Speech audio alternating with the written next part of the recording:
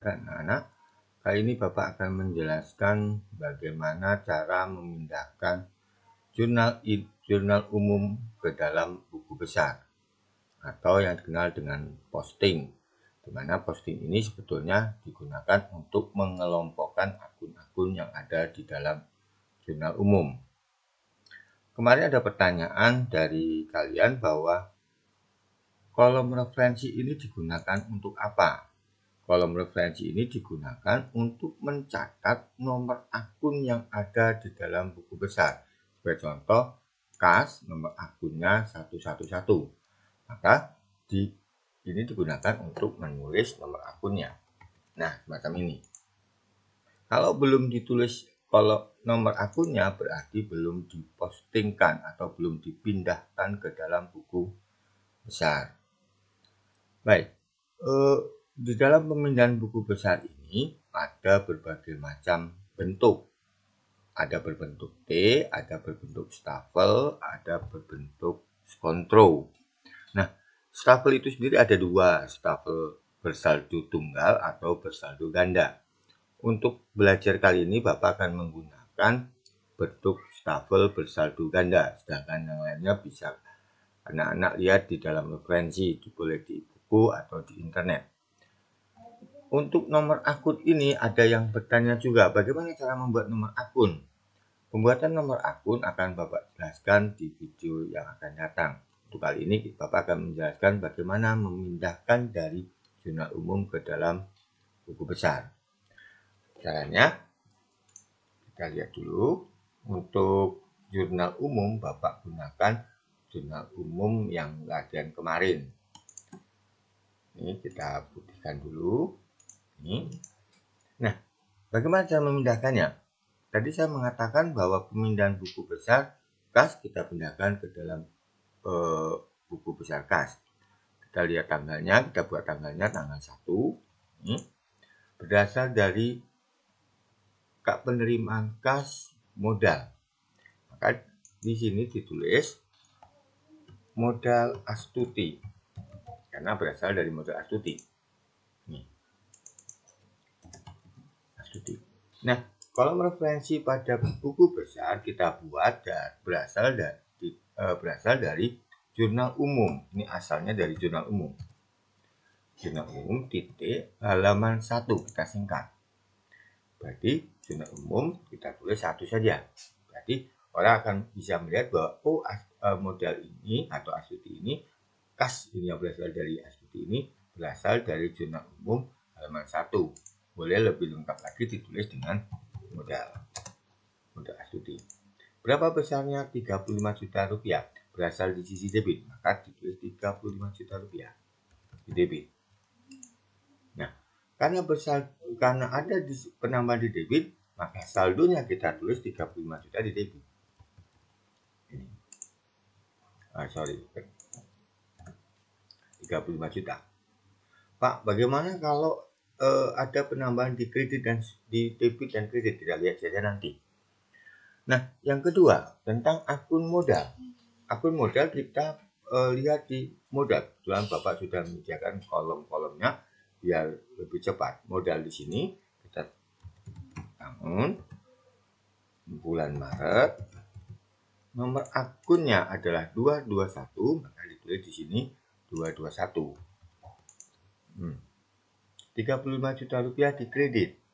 Maka di sini modal ini tanggal 1 kan modal Astuti. Ini referensinya dari jurnal umum halaman 1 35 juta karena ada di kredit. Nah, di kredit. Nah, saldonya juga ada di kredit karena posisinya pencatatannya ada di kredit. 35 juta. Nah, untuk tanggal selanjutnya sekarang. Ini tanggal selanjutnya. Pembelian tanah kas atau tunai 30 juta rupiah. Kita cari tanah. Buku besar tanah. Di sini ada tahun 2020 bulan Maret tanggal 2. Ditulis pembelian tanah. berasal dari jurnal umum halaman 1 sebesar 30 juta. Maka saldonya juga ada di di debit karena pencatatannya di debit. Tuh. Pembelian. Nah, tanggal 2 ini juga menimbulkan kas berkurang 30 juta. Maka tanggal 2 ini kas untuk apa? Kas pembelian tanah.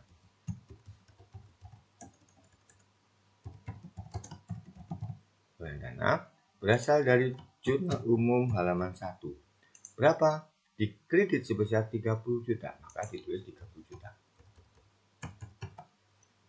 Nah, sekarang menjadi pertanyaannya. Tanggal 1 kita mempunyai uang 35 juta berasal dari modal asuransi, tetapi tanggal 2 kita menggunakan uang itu digunakan untuk membeli tanah. Berat besarnya 30 juta. Maka uang kita tinggal 35 juta dikurangi 30 juta. Nih, tinggal 5 juta. Nah, selanjutnya gimana? Tanggal selanjutnya sekarang.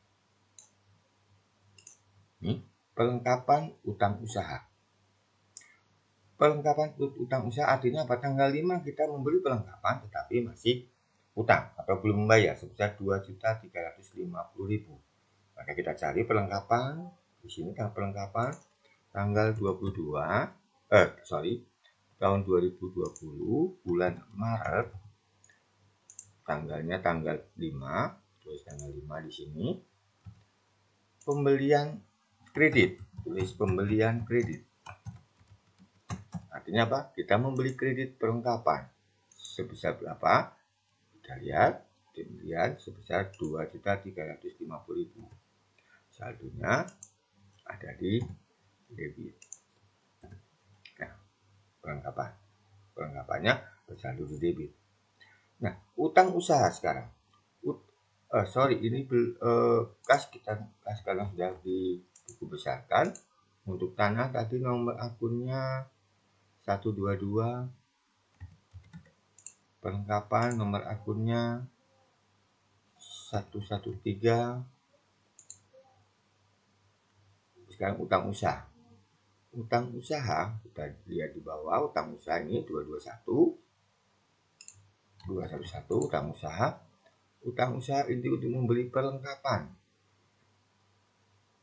Ini tanggal 20 bulan Maret. Tanggalnya tanggal 5. Ini pembelian perlengkapan. Nih, cukup, nggak usah tulis pembelian perlengkapan utang, nggak usah karena utang di sini ada.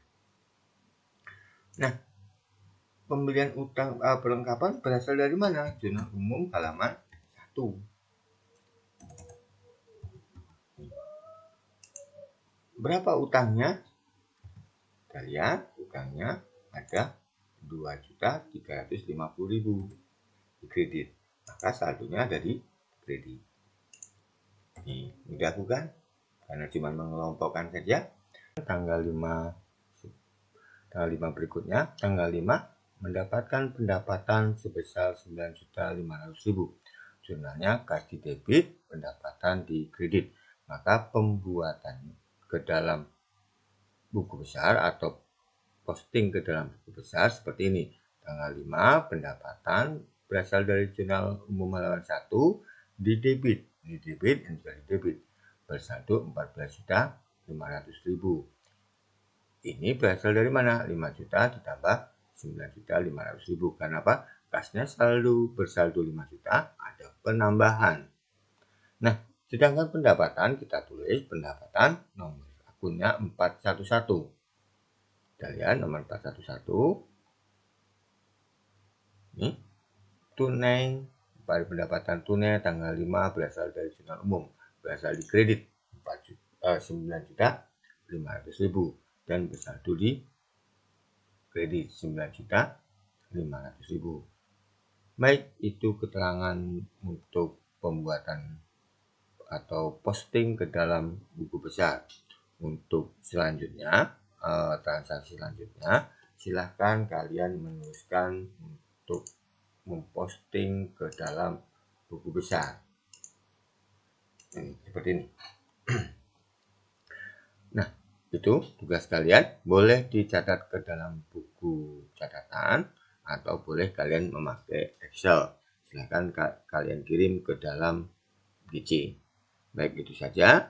Selamat belajar, tetap semangat dan jaga kesehatan.